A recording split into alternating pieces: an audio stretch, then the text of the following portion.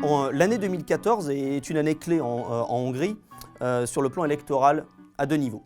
D'abord parce que les élections législatives vont donner aux Hongrois l'occasion de sanctionner l'évolution politique que leur pays a connue.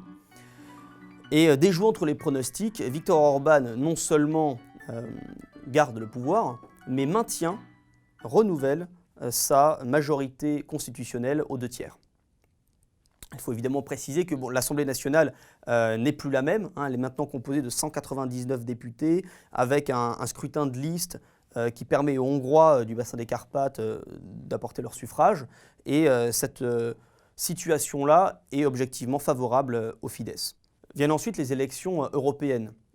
Scrutin important parce qu'en l'occurrence, Viktor Orban s'en sert comme un référendum sur sa position vis-à-vis de l'Union européenne. Et il remporte à lui seul plus de 50% des suffrages. Il sort donc renforcé et légitimé sur le plan démocratique de cette séquence électorale. On observe alors l'entrée dans une nouvelle ère politique, une ère de l'incertitude. Nous sommes un siècle après le début de la Première Guerre mondiale et on sent que le monde se défait à grande vitesse. 2 jours avant l'entrée en vigueur du nouveau Parlement européen, nous sommes en juin 2014, le califat est proclamé par al-Baghdadi à Mossoul.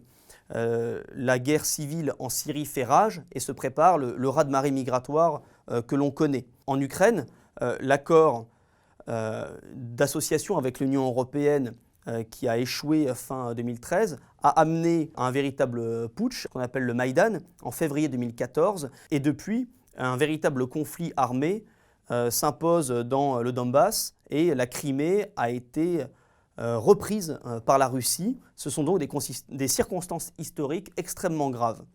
Et dans cette fébrilité générale, la Hongrie devient le centre de gravité d'une certaine contestation centre-européenne.